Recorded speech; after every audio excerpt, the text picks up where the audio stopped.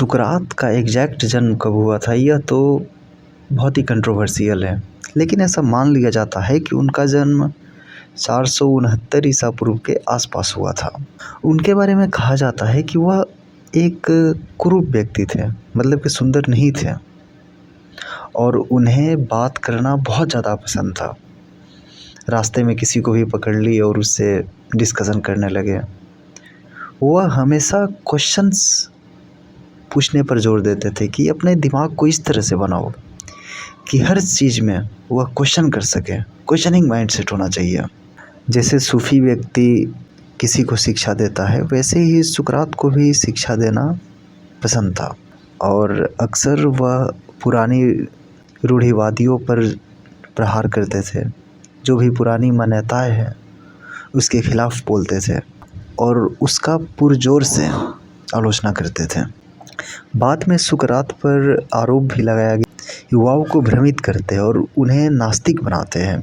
जिस माहौल में सुकरात का जन्म हुआ था उस समय राजाओं का बहुत ही बोलबाला था और उस समय भगवान ही सब कुछ है, ऐसी रूढ़िवादियाँ जो है कुट कुट के भरी हुई थी हर व्यक्ति में।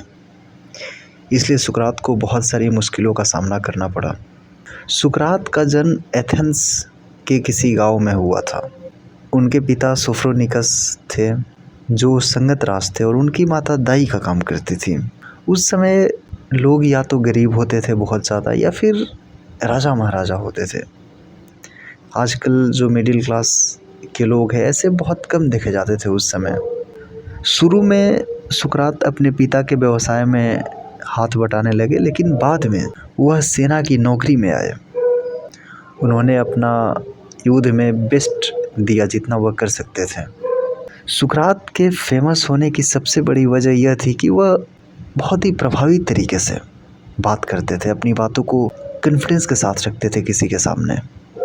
उनकी सोच काफ़ी अलग थी उस समय के लोगों के हिसाब से।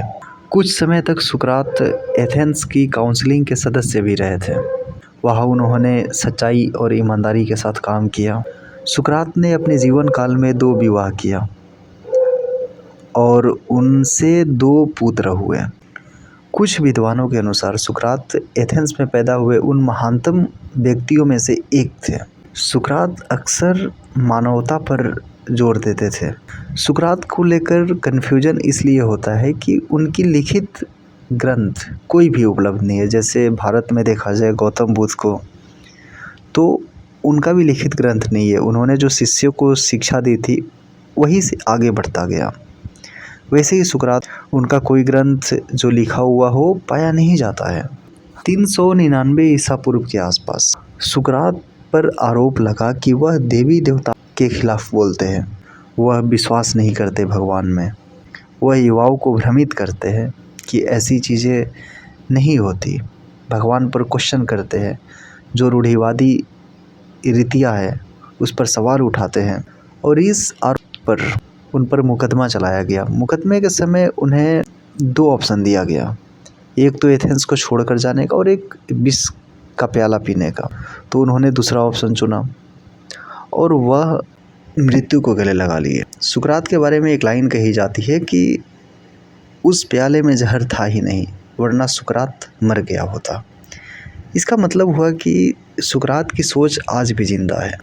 भले ही उनका शरीर मर गया हो, लेकिन आज भी लोग उन्हें पसंद करने वाले हैं। उनकी आइडियोलॉजी को रिस्पेक्ट मिलता है आज भी, बल्कि उस समय से कहीं ज़्यादा रिस्पेक्ट आज मिलता है।